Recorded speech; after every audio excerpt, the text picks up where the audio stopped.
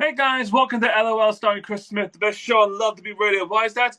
It's because one of the early shows on Love to Be Radio. I'm kidding about that. Hey guys, how you all doing? This show is, or podcast, whatever it is mainly about talking about people in voice work, voice acting, voice performing, because that's the gist of it. And today I have got I mean, a Renaissance man is something to be said about him, but an all-rounder. He is a director, editor, writer, composer, coordinating writer. He has written and directed numerous things in theatre and has breached his role into the year podcast more than 5 years, including Podcasting Crew, or the All Arcadians, and the SNH in All Productions. But for most of you who are listening right now, he is the voice and director and writer of the ever-popular podcast superhero show, Vigil, Mr. Adam Qutaishat. Welcome. Hi, thanks for having me. I really appreciate it. Said to say, I've had many people on this show, but your rap sheet of the things you've done, especially in theatre, is quite a lot. So I'll give you that. Yeah, I've been working in theater in the States in the Midwest for about 10 years now. So I've gotten around the scene a little bit. The amount of theatre companies on theatres that you've worked with in Chicago, Milwaukee, at Auckland, Skylight, like the Renaissance Theatre Works. You branched out to a lot of places. Is there any one in particular that you're like, oh, that's my favorite one to work at? There's a couple, but for me, I really like exploring different theaters and new experiences. I mean, you mentioned Auckland. I got the chance to do the Lord of the Rings musical that's actually started at the Watermill over in the UK, and then came to the Right. US. We did it in Chicago, and then we went and did it over in Auckland, in New Zealand, and that was just such a fun experience, and I'll remember that for the rest of my life. And so, anytime I get a chance to do something new and exciting in theater is going to be one of those things that sticks with me. Might I ask, what were you playing in the Lord of the Rings musical? I played a bunch of characters, but my main character was Bill Ferny, who's a character that was in the novels, but was cut from the film for the most part. But I was Bill Ferny in the musical. Ah, damn, that's amazing. Well, I mean, you're a composer yourself, so you have written quite a lot of musical theatre in the past, but you do sort of branch out a lot. I mean, your catalogue isn't just in musical; it's also in opera and concert pieces, and like spelling any kind out there. What would you say is like? Because I've asked people about this before when writing musicals. What's like the starting point to writing a musical? Like, I think it depends on the type of musical you're writing. I think for me, in the past, it's very project specific. So I wrote musical I wrote music and lyrics for a children's book musical that was designed to like be a part of a children's book. And that so in when I was working on that one, I was thinking about, okay, how can I write songs that kids want to listen to and that maybe also kids could perform, like in a classroom setting? I started out as a music teacher. My degree is in music education, and yes. so I was trying to figure out, okay, so if I were to put this into a classroom, how would I make this work, right? So that was sort of the foundation of that one. Whereas I wrote an original musical with my dear friend Heidi Jostin, and when we were setting out to write it, we started with an original story, and then we started to put songs out of that. But I've also worked on projects where the music came first, and then you figure out how to connect all the pieces. So I think for me, it's really about what collaborators I'm working with and what the goal of the project is, and then the process sort of forms its way around that. I mean, is it easier or harder to write musical for something like for something new, like a new story, or one that's based on an existing story?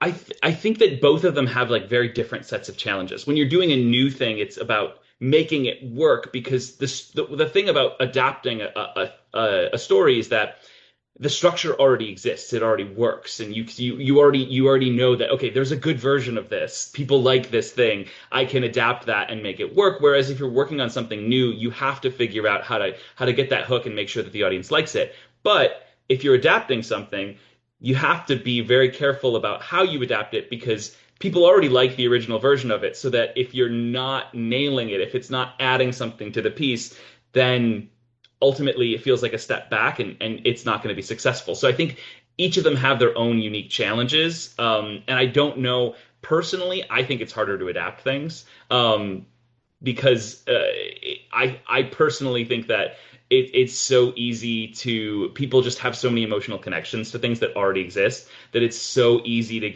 get down the rabbit hole of what you like about something and lose sight of what other people like about that thing. That I personally I find that more challenging. I mean, serious thing that because most friends and family know about your background for a long time in theatre work, that you are just an automatic lover of musicals, or do you actually have some that you're like, oh, I can't stand listening to this? Oh, here's my secret. I'm not a huge musical theater fan. I'm a bigger musical theater, and it's funny because you talk to a lot of musical theater fans, and they're not big musical theater fans, and then you have the musical theater kids that are musical theater Yeah, actors. But I think that for me, a lot of mainstream musicals I don't really like. I love the stuff that you find that like had an off Broadway run or played, somewhere in a city that you didn't even hear about, but like they put out a cast album or like I think about podcast musicals like 36 Questions or In Strange Woods. Like these things, I love finding these little gems of musical theater because that's honestly, I think, where the most interesting storytelling in the musical medium happens versus when you think about Broadway musicals, there's a formula in a lot of ways. I think that there are shows that come out every year on Broadway and the West End and some of these major theater cities that they capture something that is unique and different and explores the genre in a really cool way. But I think generally speaking, when you're talking about commercial theater at the highest level, there is a formula, and that formula is followed because that's what producers want. And so oftentimes, like especially like for me, I don't like jukebox musicals. I cannot name a jukebox musical that I think is great. wow, that's a statement. That's what people feel like. Yes, amazing, Mamma Mia, and We Will Rock You. So I just got slant there for you. Yeah, yeah. I mean, Mamma Mia is personally one of my least favorite musicals. And I will say this, one of the reasons that it bothers me is because it's a jukebox musical of ABBA music. And the people of ABBA made a musical. It's called The Girl with the Golden Hair, and it Yes, they never did. gets produced because everyone's producing Mamma Mia. Yeah, yeah. So why would you do that? We have all your other stuff. That's the Yeah. deal. Oh, amazing. So, I mean, you talked about a little bit before this. You are an educator. You're a teacher. I mean, study at the University of Wisconsin, I believe, right? University of Wisconsin Stevens Point. Yeah. Yes, that's it. So, I mean, you've worked for a lot of things, including in private areas, and most of your center of teaching and coaching is probably in actors and singers and musicians, still in that sort of that world. What's the difference between teaching someone in acting and then teaching someone in singing? I think that when you're thinking about both of them, I think especially because I teach a lot of actors who sing and singers who act, so there's a lot of crossover to it. And I do think that like regardless of, if you're an actor, you're using your voice in an expressive way. If you're a singer, you're using your voice to convey a story. I think there's a lot of crossover between the two. A lot of it comes down to where the focus is technically. So if I'm working with a singer, we're potentially going to be getting into the details of, okay, what's the larynx doing here? What is the resonant spaces doing here? What are we very specifically digging into, like some of the technique, the science, the expression as it relates to the singing side of it versus acting, where we might be looking at more acting tools along the lines of like, okay, let's look at, speaking through the line on this phrase, or let's look at making sure that we have our tactics sorted out, things like that. So it's just sort of which sort of technique we're focused in on, but there is a lot of crossover between the two. I mean, it's interesting just because in terms of with singing and musical talk. One of the things I was always told that with terms of singing is that it's a trait that you just have, you can't teach. In the sense that whilst you can teach a lot of things about the voice control stuff, you do have to have the student does have to have an innate ability to sing. Have you come across as someone who literally can't? I think that is I don't love that mindset. And I think there's a couple of reasons I don't love it. One of them is because there are people can come at singing from various skill levels and improve leaps and bounds. I was not a natural singer. I have a pretty good ear because I played, they're over here, string instruments growing up. And so my ear has always been okay, but I struggle with intonation and vocally, like the technical ability to sing was horrific when I first started. I thought that the vocal folds were muscles, and if I just made them hurt, they would get better.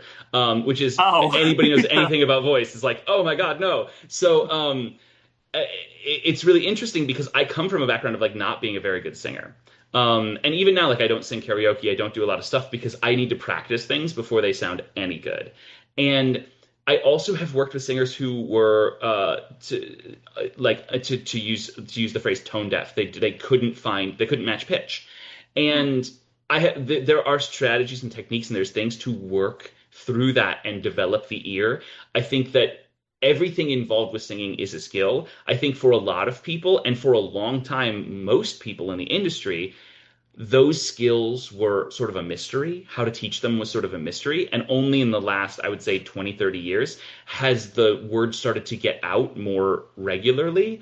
And also, I think there was an element of voice people wanted to gatekeep being voice people because if anybody can do it, then your job's in danger. And Yeah. so, especially in the opera world, that was the case. And so it's very frustrating to me to hear things like that because, like, I know my personal journey as a non-singer into singer. I know that, like, I've heard stories. I don't know if this is true. I don't actually know anyone who knows him, but I've heard that Jeremy Jordan was not a particularly good singer growing up, but has worked his butt off to That, that's get. that, that's a weird thing when you hear him now, and it's like, Yeah. oh, you must have just sung blues as a child. And it's like, no, some people do get taught that, you know. Right. And I think the other thing that the reason that I sort of bristle when people say like, oh, some people just can't sing is this idea that like if you ever tell, especially a masculine presenting person or somebody who's raised in a masculine way, that they can't sing growing up, they may never sing again.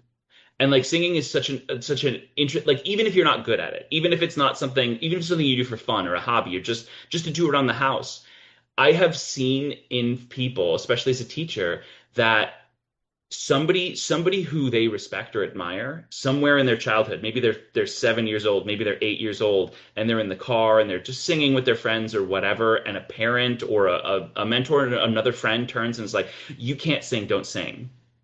They may never enjoy singing again. And what a loss for that human being to not be able to express themselves in that way, even if it's not, Broadway ready. I just think one of my favorite things is watching people who aren't great singers enjoy singing. I remember years ago when, and I live in Chicago now. I'm a Milwaukee Brewers fan, so I'm prefacing that by saying this. Oh But well, okay. Come, yeah, but there was the Cubs won the World Series. This is 2016, and the yeah. next day, I can't remember which late night show. It might have been Kimmel. It might have been Jimmy Fallon. I don't remember. But a bunch of Cubs players went on this late night show and sang the Cubs victory song, and they weren't particularly on pitch. But they weren't self-conscious about it, and they were having fun. And it was one of the most like I'm not even a Cubs fan, and it was one of the most joyful things that I have seen. Was this just these athletes and these men just expressing their joy in song without the fear of being bad singers. And I want more of that in the world and less of I just every time I hear a super polished singer, I go, that is incredible. I also want to hear the unpolished version of that. It's part of the reason why I saw that you did a sing along with Has Been Hotel on your Instagram. I loved that they did the like live on Broadway because I watched it the other day and I was saying to a friend of mine, I was like, I love that they sound like human beings on this. They sound Yeah, incredible on the album, right? They sound incredible on the album, but those albums are polished. edited within an Yeah. inch of their lives, right? Yes. And and it's I mean, there's a reason No, why but no, when I you guess listen. it's a good point that like sometimes when you go see a performer live, it's nice to hear like, oh, you're actually human. Like I can hear like in the album how that high note is not actually humanly possible. It's actually really hard to do it live. And also just like the character comes out of their voices in a way that sometimes when you're putting a little bit of reverb on something or you're auto tuning something just to put it in the mix, right? Like I think that's just something that people get lost is like people can think about auto tune so much like, oh, they're not perfect, like whatever. Like sometimes you auto tune a voice just so it sits in the mix, right? Like sometimes but that takes away a little bit of that storytelling, a little bit of that humanity. Whereas when you're seeing something live, which is why like musical theater has become my outlet, is because you know being able to do it live and being able to express things with very little filter between you and the audience, it can tell a different story sometimes, and I really love that. No, I love that. I mean, because that's sort of mentality I like. That anything can be taught, including like the professionals all started out like us, or like me, where it's just like no talent whatsoever. So that's the deal. And I think too, like, I'm at a point in my theater career where I have worked with plenty of folks who have worked on the West End, who have worked on Broadway, who have worked. I haven't worked in those places. Those places aren't particularly goals for me. That's not. I'm not. I don't love super Really, like commercial theater. that's Yeah. surprising. Most theatre kids, I'm not calling you that, but it's like with say Broadway, all the West End are like the big goal. What's yours? And I think for me, it's just doing interesting storytelling that's communal and that like both is expressing values that I'm really interested in and is like really quality storytelling, whatever that may be. So I actually love Chicago theater. I really do. I love Midwestern American theater. I think there's a level of acting and ensemble acting that gets lost in other markets. And I'm not saying all markets. I haven't worked in all markets, but I think that like when you go someplace, like I'm thinking specifically about like LA or New York in the US, where you have, okay, in LA, there's a look you have to be successful. In LA, there's, film acting and voice acting. Those are the primary targets. And so people are putting all their energy into that bucket and the look of it all. In New York, a lot of it is vocal pyrotechnics. If you're not a flawless singer, you're often not getting called back for things. And in the Midwest, you see a lot of people who have really good careers who are actors who sing, right? And that's how I would classify myself. Even though my degree is in music, I would classify myself as an actor who sings. And you see a lot of actors who sing and a lot of actors who are really generous actors, whereas I think in New York and LA and London, there's a little bit of this because there's so many people and it's so hard to get a job. There's this little bit of like, you have to have this energy of I'm the most important person in the room in order to survive, in order to, Yeah. take care of yourself in these spaces where it's just so dog eat dog. And in the Midwest, there's the trope of Midwestern kindness, and I don't know if that's always true, but I think there's this idea of like it's a slightly smaller market, it's a market that is focused specifically on ensemble communal storytelling. That I think sometimes when we get the actors in from other places, they aren't able to adjust to that. Where it's in Chicago, I think one of my favorite things that I've experienced is that the smallest ensemble member is doing just as much as the leading player, and everyone is aware how much both of those people are adding to the show. And I remember, we played Bill Ferny in Lord of the Rings. People aren't remembering you after the show for the most part, but Hey, if they read the books, they will. they might. And I think I did some memorable stuff, but he's mostly in the beginning and he disappears. So, but there's, I remember at one point our director Paul Hart, I was off stage like in one of my few moments in this 3.5 hour long musical where I got to be off stage, and I hear Paul call for me on the the overhead mic. It was like, Adam, can you come to the stage? And I was like, yeah. He's like, are you in this scene? And I was like, no. And he's like, I want you in the scene. I want your opinion in the scene. And it was such a moment of like the recognition of that, like even me like not saying a line in a scene or playing a note in a scene or being like me being on stage and being involved in the story was adding to the overall story. And that was something that like was sensed by everyone in that process. Like everyone knew that it was there was 20 people in that show and we were all pulling the dog sled in the same direction. And I just think that, that level of theater storytelling is really special to me. And so like Chicago is sort of my ideal. That's not to say that I would never like I wouldn't necessarily turn down a contract somewhere else, just like if producers are asking. But not If brought calls, just right. happen to be on the phone. Right, but it's not the goal for me. And it's what's interesting to me is a lot of folks who work in Chicago regularly and are sort of like the Chicago regulars, they may go off and do Broadway at some point in their careers. But usually it's a little bit later in their careers because they're actors who sing, and Broadway really loves actors who sing when they're in their 40s, 50s, and 60s. And before when the voice is trained and actually they are not so high strung. And also, very rarely in the Broadway formula do the 40s, 50s, and 60s characters need to be vocally pyrotechnic or like flawlessly vocally pyrotechnic. Like there are examples against that. I think about like the Dear Evan Hansons of the world, but I think Okay. about things like Alice Ripley in Next to Normal. I think Yeah. about, Carly Carmelo later on in her career and where she is now, where it's like these aren't flawless voices. Even on the cast albums, you're hearing things in them that you wouldn't necessarily hear out of, an Aaron Tveit at the beginning of his career, right? Like they're just like that vocal flawlessness. And I Yeah. think that is something that like you see those Chicago actors tend to, and those Midwestern actors tend to thrive in those larger markets when the necessity of perfection, either in look or in voice or in whatever it may be, is sort of taken off the table, and the acting is becomes the most important thing for them. Well, we should get onto it a little bit now because whilst musical theatre is your passion, another one is podcasting, like Yeah. audio fiction. So let's first off get into the ask of like, how did writing audio fiction come about? It was just an easy step into musical with musicals to work in plays, or was it a certain podcast that just brought you in?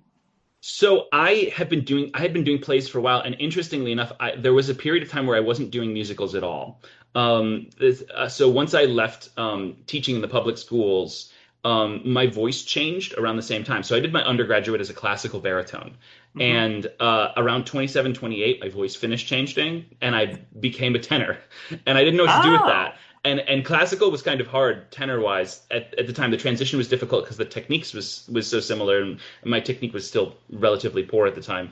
And so I had to figure out a new avenue. And so I was like, oh, I've always liked musicals. So I started trying to figure out how to be a musical theater tenor, which is a strange choice, but that's what I did. And no, okay. but for a few years, I was in Milwaukee at the time, and Milwaukee did not want to cast me in musicals. They were like, "We don't trust you. We don't think you're a tenor. This seems fake." And so they cast me as a baritone for a while, and it started to like feel bad in my voice, and I was like, "I don't want to do that anymore." So there was about a 3 to 5 year span where I was almost exclusively doing plays, and I wasn't doing like any music at all. And I'm really grateful that I've gotten back to music. That is my first great love. But it was really great to actually work on plays for those years because it really forced me to develop very quickly as an actor. And around the same time, I was working for a theater company in Milwaukee called All In Productions, and they had this idea to create a podcast that was like the news of Milwaukee theater. And they pitched this to me because they knew I did some audio stuff. And they, because I used to work for a radio station when I was in college. I worked in a sports Oh, no department. way. I actually ran a sports department for a radio station in college. Oh, And amazing.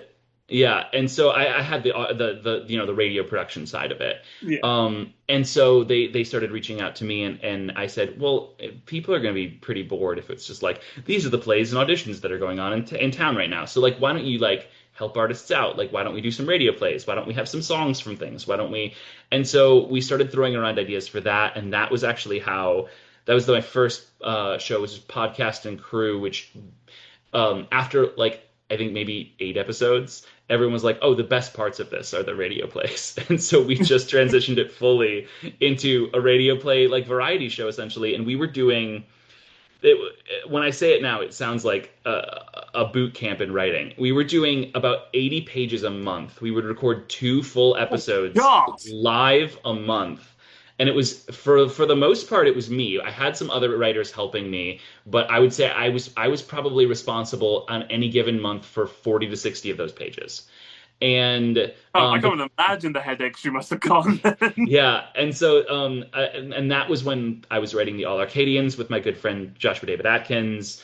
And that was when I was writing SHH, and WAIP was the overarching show. And we were running this. It was actually centered around like a radio station that was failing, and so the Yeah. shows inside of it were the shows that we were writing, and it was a fun frame, and so I did that for 2 years, maybe 3 years.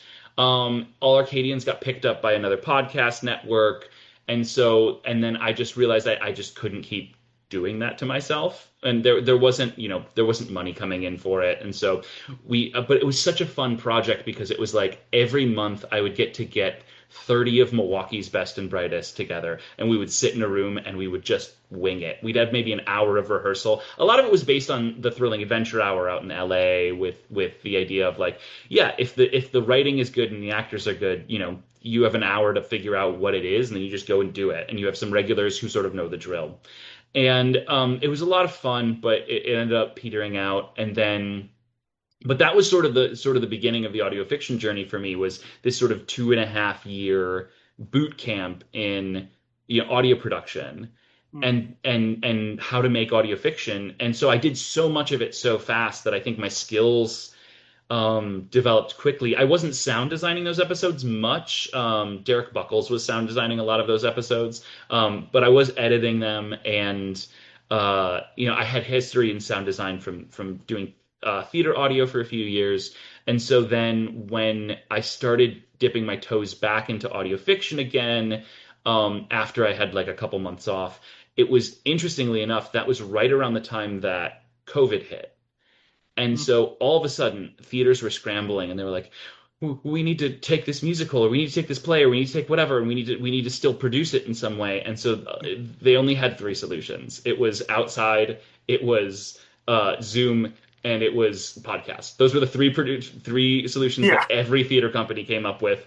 And I won't talk about how that lack of creativity was very interesting to me from a creative. We'll leave COVID behind the rest of the world right now. Yeah, but a lot of people were like, oh, like theater people were like, well, we need somebody to help us produce this podcast, but I don't know nothing about podcasting. Who knows something about podcasting? Adam. And we're going to ask Adam. And so I ended up helping produce a couple of podcast musicals. I helped produce an album, which is called I'm going to plug it. It's called An American Mythology. It was all BIPOC writers from various communities that came together, and each of them wrote like a little 5-minute musical, and we put it together into an overarching piece called An American Mythology. It's super cool. You can get it on Bandcamp. It's amazing. Anyways, but so I did a lot of that stuff, and at the same time, I was like, oh my God, I'll never work again. And then the next immediate thought was, my friends will never work again. And that was actually the thing that spurred me into action. I was like, if I don't work again, wow, you are too good of a friend. But I was like, my friends will never work again. I want to see my friends working. And so I started actually 2 shows. The other show is, I actually wrote way more of it and produced 3 episodes of it, and I never released it because it was too big and I just couldn't corral the actors for it. So I have 3 episodes done. When we eventually hopefully get to doing a Patreon for Button Podcasts, those will be there, and if anybody wants to hear them, they'll be on there. They're really cool, but they're done. They're sitting on my computer. They just haven't been released. You have 3 episodes to a whole other thing that is already done, but you just haven't put it out because it's too big. Well, because it's too big, and because realistically, those 3 episodes, if people liked them, then I'd have to make the other 12 that I've written, and I don't have time. And then like, oh no, I need money, please. Right, exactly. And I just did the crowdfunder for Vigil, and I can't ask for money again. But so that's that. But those are done, and so that show was called Athlos, and that exists, but it didn't end up getting finished. But the other one that I started was Vigil, and yes, which needs to so let's get into that with Vigil, the superhero podcast about the legendary man himself. I mean, writing superhero genres in this today's world is already tough because of the crowds of everyone else there. Doing it in audio form is even harder because a lot of superhero stuff is visual. How tough was it to make a superhero show where no one can see anything? It's so interesting because Vigil had been in my head, and like I had this. I have several worlds of superheroes in my head that I've had in my head for decades, and Vigil has been in my head for a very long time, and it was interesting to me because it was a character that I decided to pull out before I realized that it was kind of a perfect framing device for an audio fiction podcast, in that this character is talking to the people doing the things, but isn't actually doing the things. Which I think, like, when you look at, and I hadn't listened to it before I created Vigil, but now looking back, I'm like, oh, I just stole this without realizing that without being able to steal it. But like the Bright Sessions is sort of a very similar thing, right? Where a little bit, yeah. I mean, yeah, Bright Sessions is old, so you can have whatever you want from them. Yeah. But I mean, I love them. We did a trailer swap with them, and I love Atypical Artists. But I think that like it's a very similar concept that I didn't realize was similar because I hadn't listened to it yet. But this idea that like this is somebody who is like a support character, an ancillary character to the action, and so everyone is telling this character about the action, and so people have an excuse to deliver exposition and it doesn't feel clunky. I think that's one of the things when you're dealing with action genres in general, whether it's horror or superhero or whatever it is. One of my biggest pet peeves in any form of storytelling is clunky exposition, but it is doubly so in audio fiction because that's all you have is Yeah. exposition and sound effects. And so if the exposition is, oh, look at that over there. I would say that is a round shape and that it is blue, right? Like you're like, who talks like that? It is a little bit like, I can imagine it. You don't have to tell me what it is. Right. And so like it's about disguising the exposition. I think ultimately I just did a production of Next to Normal and every time I was the doctors and every time I'd walk on stage I'd be like, well, about to go deliver some exposition and I would walk out and I'd do it. But it's cleverly disguised behind this character who's a doctor. And so you understand why he's telling these lay characters what's going on, right? And so now you have a character in Vigil who is outside of the action and is either having the action described to him or he is telling people what to do. Yes. And so ultimately, the most challenging thing for me was like justifying why we're listening to it. I think that's another thing. Not everyone does this in audio fiction. Sometimes it's just like, yep, these are just the sounds. You're just hearing them. It's like a movie, but you can't see it. And for me, the most effective pieces of audio fiction give you a reason, even if it's a tenuous one, as to why you're listening to this. And I think that the more immersive it is, the better it is, which is why I've worked really hard to try to make Vigil as immersive as possible. And so having this character who is always awake and who is recording his thoughts gave me the window into, okay, I can describe action without having to show action in a lot of ways. So one of the things that I try to do for the most part in the show is if we can't do it live in the recording, it's probably too big for the show. That's reasonable. Yeah. I mean, sometimes there are just big things just like you don't have the budget for it. It's like, yeah, there's no way we're going to be able to do this. People can just work out what this is going to be like, you know?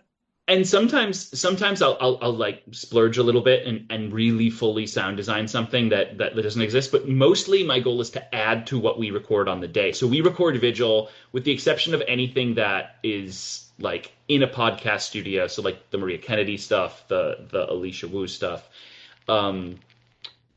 Anything that's not that is actually recorded on a field recorder. Okay.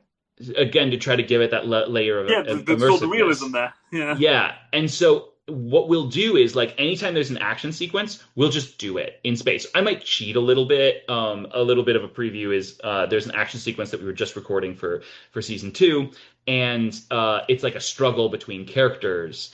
And one of the things I had them do was it's a struggle that involved a bed and furniture and things like that. And so I was like, great. But so you're gonna like we did like a nap, like a theater nap to give myself a sound effect to start from, and then they would like roll around on the bed or like scrape the bed or like do whatever. And so I would get all of that. We would do it live. We would do it with the dialogue over the top and all of that stuff. And then what I'll do when I'm editing is I'll pull all of that in and I'll add to that so that it's what audiences expect it to feel like and sound like. Because one of the things, I say this a lot in sound design, is people expect things to sound, especially in audio fiction, to sound bigger than they are. So like if you have a splash sound, water hitting something just sounds like a thud. It doesn't sound like a splash, right? It's not what your ear is expecting because we're used to the cartoon version of it, which has a splash to it. And so in audio fiction, oftentimes you have to ride the line if you want it to sound real between the cartoon version of it and the real version of it. So it's like, okay, I'm going to take an actual splash that I recorded, and then I'm also going to find somebody like moving water around in a bathtub, and I'm just going to layer that in the background to make it sound believable to an audience that's expecting that. That's good, because that's the point where it's like your brain, when you're listening, your brain has to work doubly hard because you have no visual for the thing. So it's like, oh, I have to like, so the audience has to make, I have to make water splashing sound doubly hard so you can actually really feel the water bit without having to need to see it, which I actually appreciate creators who do that. The ones who don't, which I have unfortunately had a lot where they just sort of go a bit lazy. It's just like, oh, you could have done a little bit more than that. Yeah, and I think too, like it's a simple thing of like if you just hear a slap, it could be anything. But if that slap sounds wet, you know it's water.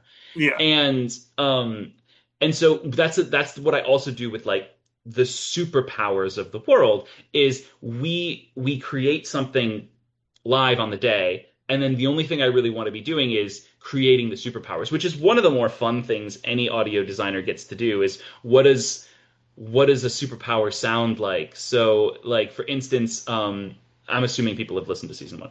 yeah, yeah. Let's assume that right now that everyone has listened Yeah, to season one of Vigil.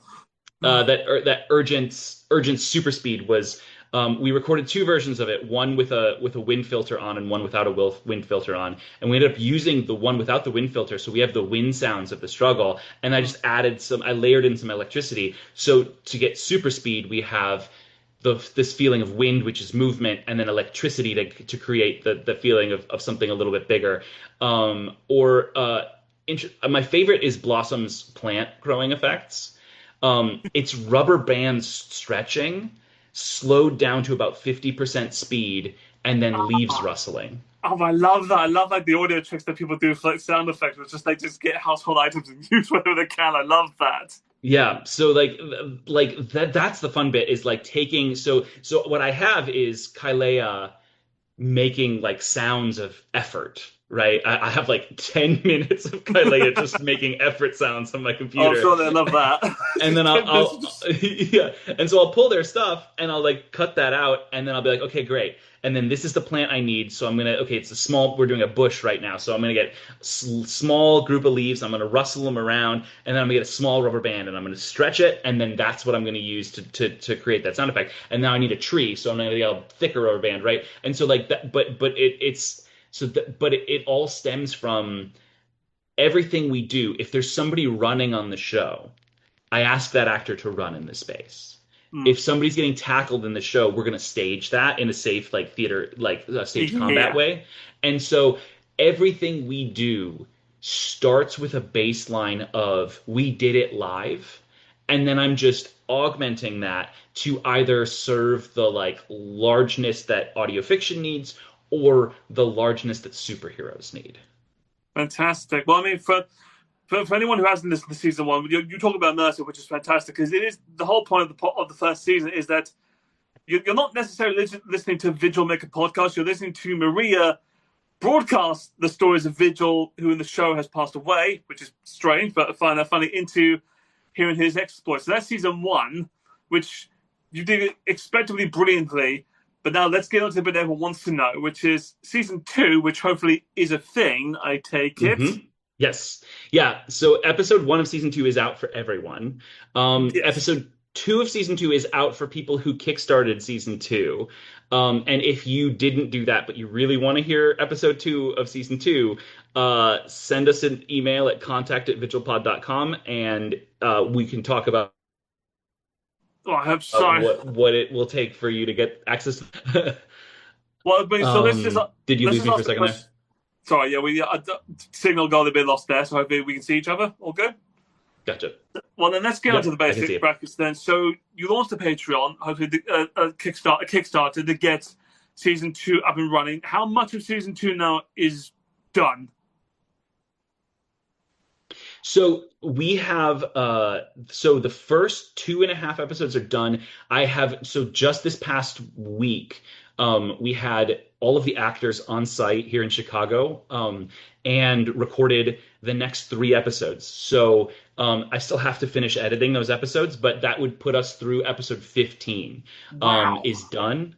And so then we have another, I would say 4 to 6 episodes sorry, 6 to 8 episodes left to finish in this season. It has just sort of turned into a slightly longer season. Yeah. Well, yeah.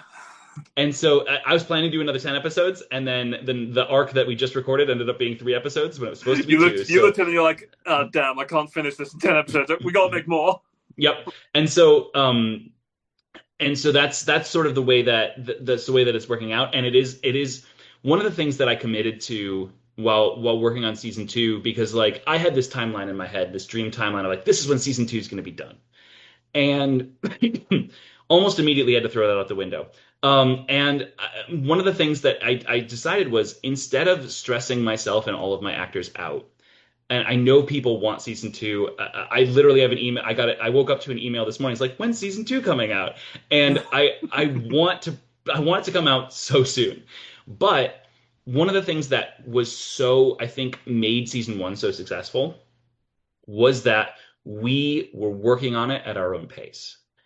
Mm. I wasn't forcing people to do things before they were ready, and I wasn't forcing myself to do things before I was ready. The reason that season one was able to happen quickly was because it was the first season. I didn't start releasing it until it was done, and also because we did it while nobody was working on anything. And now we're building the show, and let me tell you, the actors that we have in the show are incredible actors. And also, I've had a very successful acting career the last couple of years. And Yeah. so my time hasn't been as open to really tackle this. So the choice that I made was to make sure that it's good and not just that it's done. No, I appreciate that because a lot of projects do have that hassle where they're like they want to get out quick, but it doesn't turn out to be good. I appreciate someone who's like, no, I want this to be good on my level as with the first season, which I appreciate. I think also a lot of fans know that life gets in the way of these things if you can't finish an episode. But just let's treat the fans to at least something. So part one and part two of episode one and two are out for anyone on Patreon who wants to listen to it. How close is the next episode going to be done and released? So I'm episode two of season two will be released, I believe, in March of this year to everyone. So anybody, even people who didn't you do the crowdfunder, that will be out for them soon. Then we will have a mini episode that's coming out probably, I would say, this summer. And then I'm hoping to, from that mini episode, start releasing season two. My current goal, and I'm saying this very tentatively, my current goal is fall of 2026, being when we start to see this arc that we just recorded now, that it'll be about 6 to 8 months from now, you'll start to be able to hear those episodes. Yeah, but okay, so but fans will still get at least hear something in March, which is something at least for them, you know. Yes. Yeah. We'll get for those who haven't heard it yet, we'll get the conclusion of the Angle arc, and then this summer you'll get a teaser of what's to come next.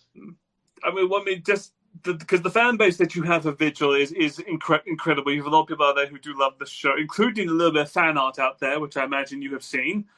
I haven't. If you have fan art, send it to me because I haven't seen it. I've seen none of it. Oh, I swear I saw some of it. Like I hope I'm not making that because I imagine some people. I mean, do you have in your head like an idea what Vigil looks like? I do, but I don't ever want to say it because I want to see what other people. The only thing I will say is that, because Vigil is being voiced by me, which I always say I would never choose that going back. The reason I chose to voice this character myself is literally because it was the most convenient thing to do in a pandemic.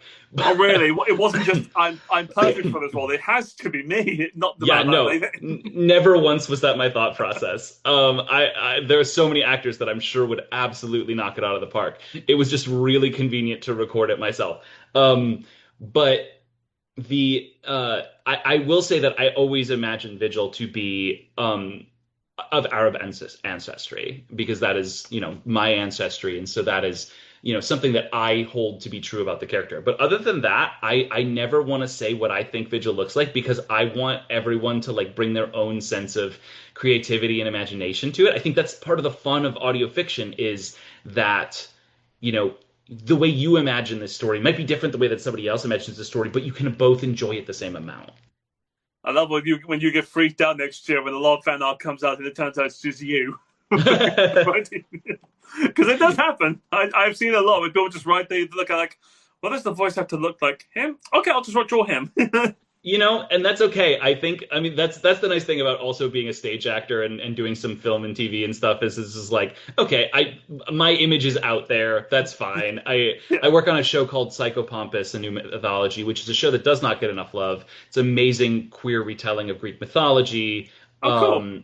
And it's one of the things that they do to like promote the episodes is one of the actors is an artist, a visual artist, and so they draw all of the actors on the show and they just did like little portraits of each of us. And so like that Wow. I thought that was so cool. I was so excited to have Do you that. do you, So do you have it, or is it just something like the show owns it and you can't get it?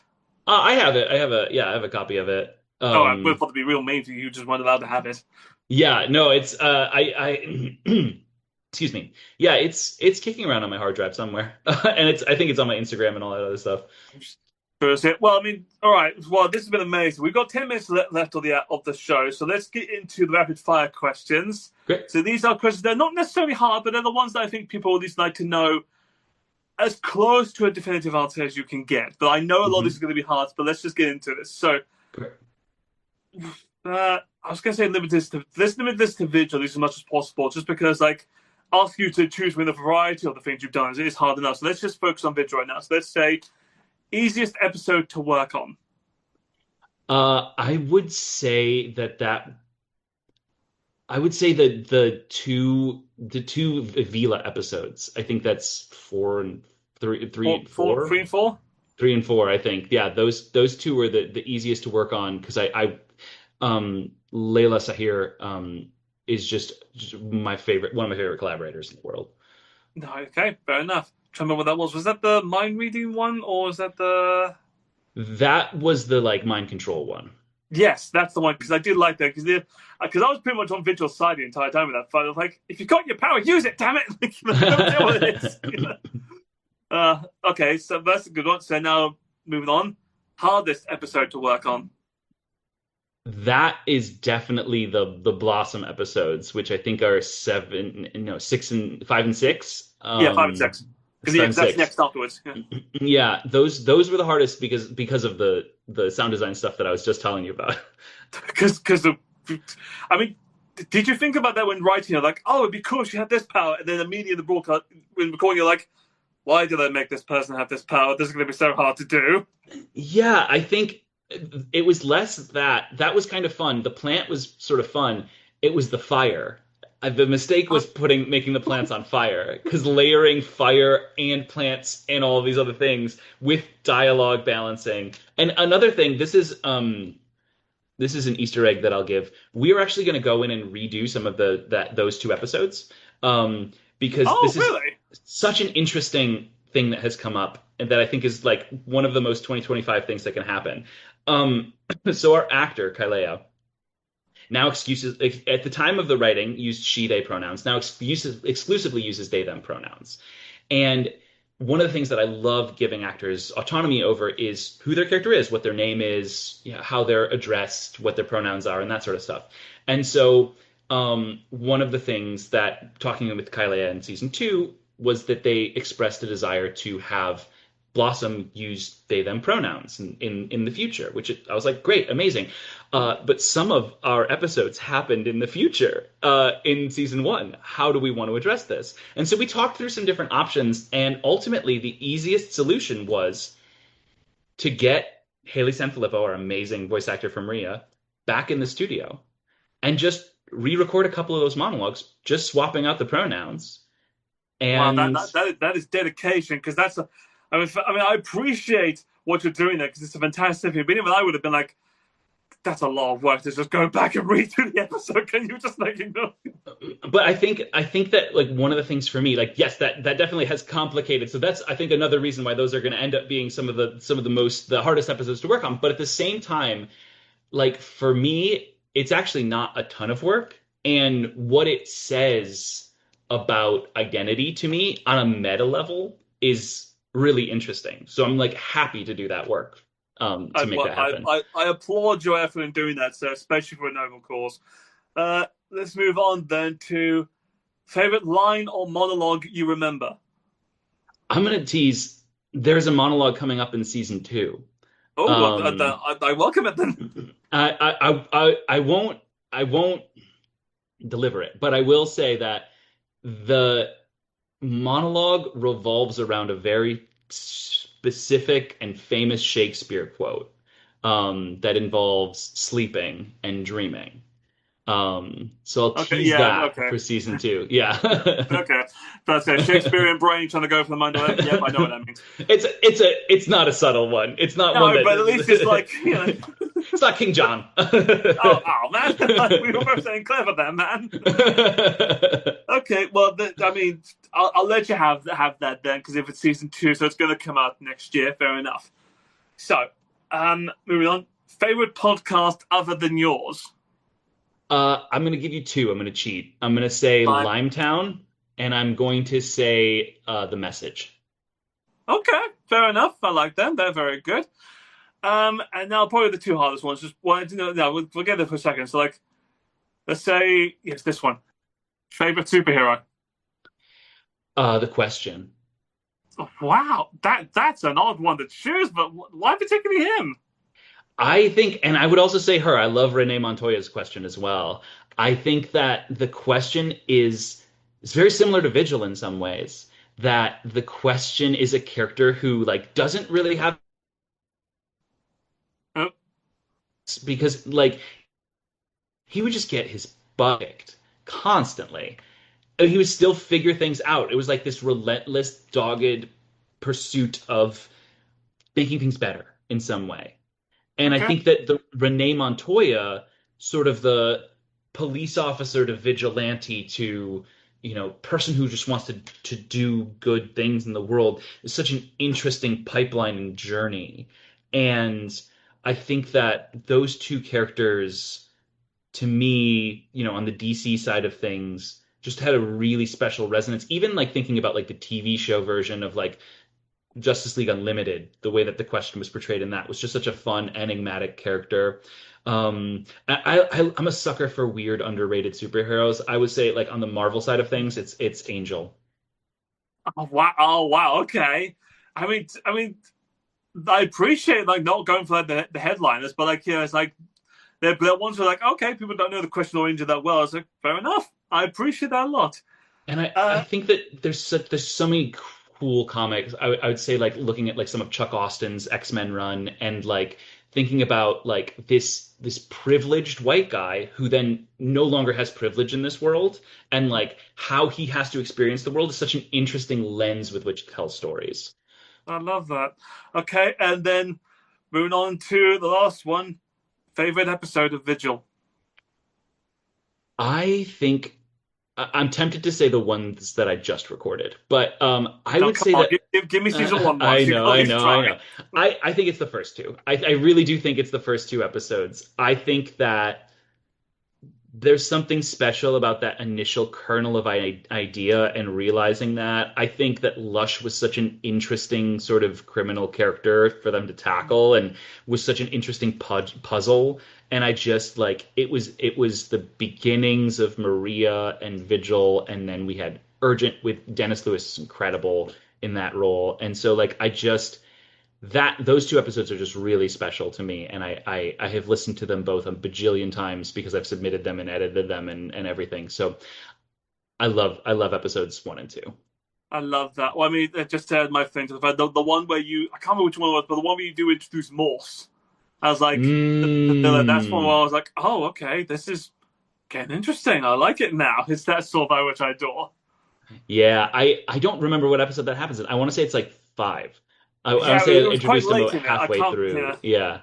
Yeah, and he sort of snuck into some of the yeah, maybe it was six that he first came in, but I did love the Morse framing device and that Morse eventually gave people a reason to listen to the mini episodes in between. And if people I know that there's people who haven't listened to them and I'm like there's story in there. Got to go back I and listen love to that. them. Well, I mean, let's end it there on a high note. I mean, Adam, this has been a fantastic show. I've loved talking to you about everything in terms of theatre, podcast, and everything else. But please, if you have anything out right now, please promote it. Tell people where they can find you and what they can listen to. Yeah, the main thing is Vigil right now. We are still working hard on season two. If you didn't get a chance to help us with the crowdfunder, we are still fundraising for season two. We'll have information about that coming up. But season two is coming out. I plugged in American Mythology earlier. You can find that on Bandcamp. And yeah, those are the main things. I will say Psychopompus and New Mythology is a great show that I'm working on as an actor. I'm also on Waiting for October on the Fable and Folly Network, and I'm on an upcoming show, Our Wars Have Ended, by the folks who made I Am an SQ, and oh my gosh, I forgot the name of it. The Silt Verses. So they have a new show coming up called Our Wars Have Ended that I'll also be on as an actor. So lots of cool podcast stuff coming up for me in the world. Fantastic. Well, man, thank you so much for being part of the show. It's been an absolute pleasure. And there's nothing else to say, but thank you so much for everyone listening out there. Go listen to his stuff. It's all fantastic. And I'll see you guys next time with a brand new video, brand new actor, a brand new voice work that I can look into it. Thanks so much out there. We'll see you guys next time. Bye.